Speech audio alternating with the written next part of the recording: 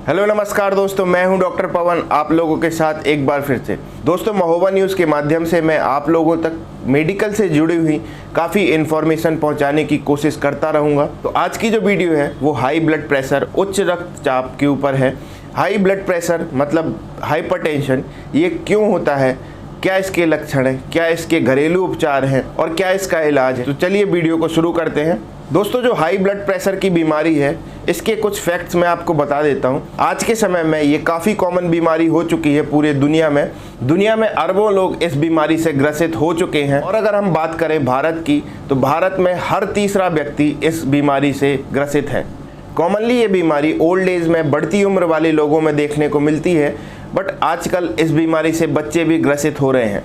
शुरुआत में तो उच्च रक्तचाप यानी हाई ब्लड प्रेशर के बारे में किसी को पता नहीं चलता, इसीलिए इसको हम साइलेंट किलर कहते हैं, क्योंकि इसके जो सिम्टम्स हैं वो इतने ज़्यादा उभर के नहीं आते हैं। और जब पता लगता है वो दवा तो स्टार्ट करते हैं, लेकिन जैसे ही ठीक होते हैं उसके तुरंत बाद वो दवा लेना बंद कर देते हैं, जिसकी वजह से ये हाई ब्लड प्रेशर अपने कॉम्प्लिकेशन की तरफ चला जाता है और कई सारे कॉम्प्लिकेशन होने के चांसेस हो सकते हैं। तो अब बात करते हैं कि क्या है हाइपरटेंशन यानी हाई ब्लड प्रेशर क्या है। तो ये है हृदय।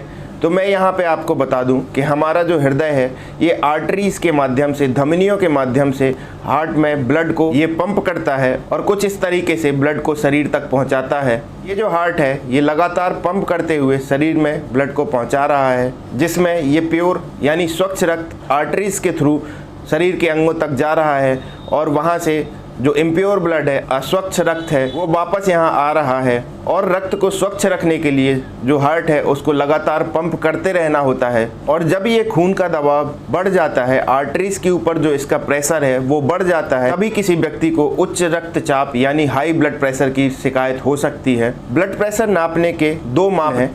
जब हार्ट पंप हो रहा है उस टाइम पे जो आर्टरीज पे प्रेशर पड़ता है उसको हम सिस्टोलिक बीपी बोलते हैं और नीचे वाले को डायस्टोलिक बीपी बोलते हैं। जो नॉर्मल ब्लड प्रेशर होता है, ऊपर वाला 120 और नीचे वाला यानी डायस्टोलिक ये 80 होता है।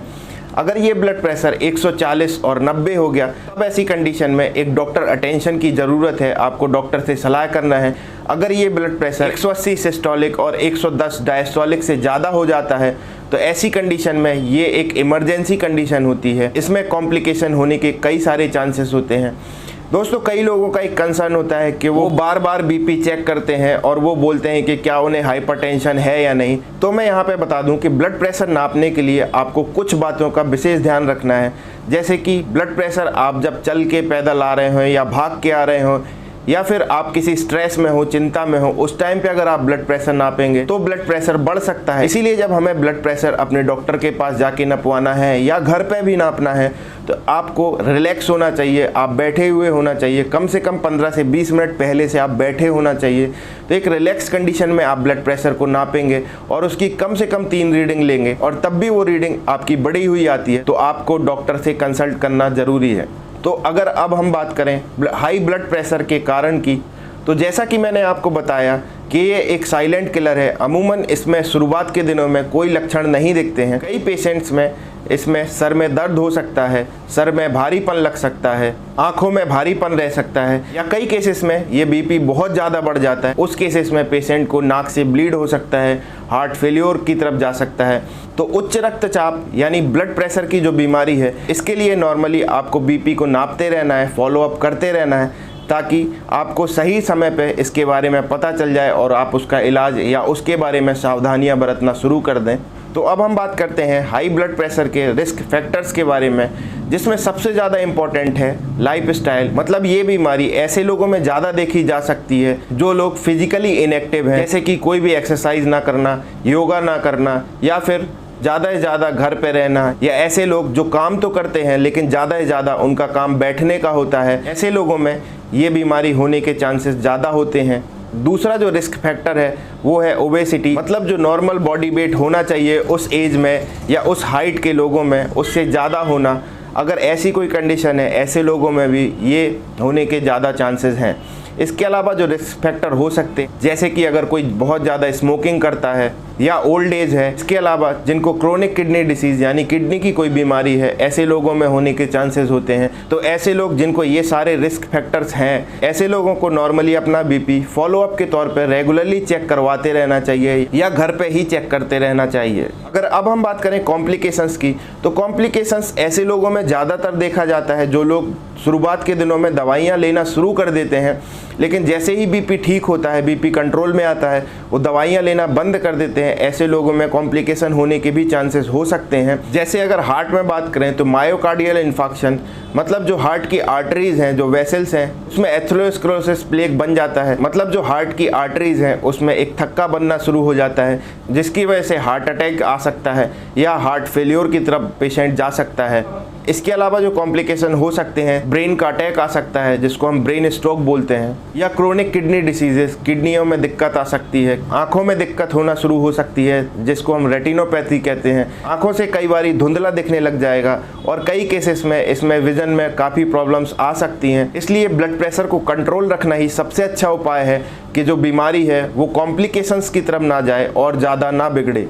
इसके बाद हम बात करते हैं इसके इलाज के बारे में। तो इसके इलाज में हम दो तरीके से बात करते हैं। ऐसी चीज़ें जो आप घर पे कर सकते हैं, जो आप एक सावधानी के तौर पे आपको करना ही करना है, और जो ट्रीटमेंट है जो डॉक्टर्स दवा देते हैं। तो सबसे पहले हम बात करते हैं ऐसी चीज़ें जो हम घर पे कर सकते हैं, जिन सावधानियों को हमें ध्यान रखना है। सबसे पहला है लाइफ स्टाइल मॉडिफिकेशन।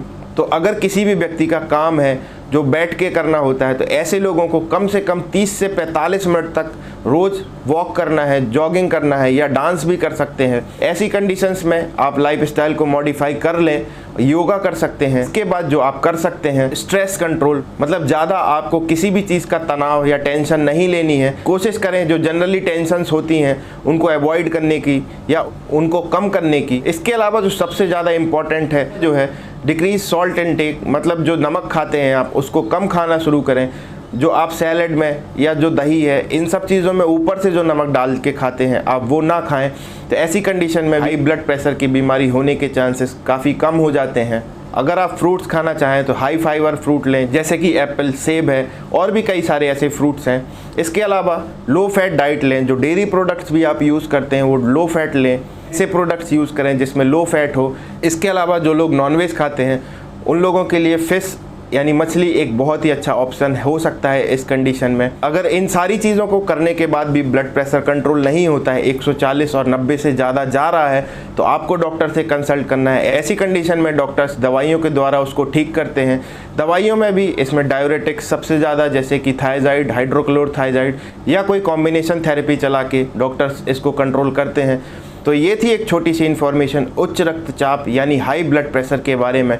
अगर आपको वीडियो इन्फॉर्मेटिव लगी हो तो please like, share and subscribe जरूर करना। थैंक यू, नमस्कार।